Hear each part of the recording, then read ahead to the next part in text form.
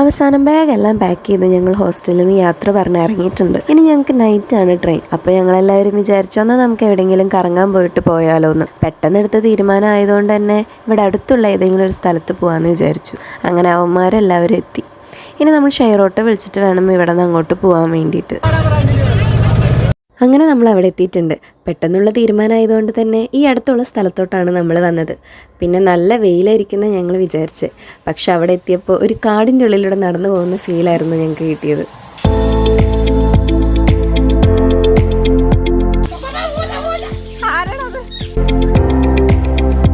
Photographers ഒരു നല്ല background കണ്ടു കഴിഞ്ഞാൽ എല്ലാവർക്കും ഒരു ഫോട്ടോ, അത് നിർബന്ധം.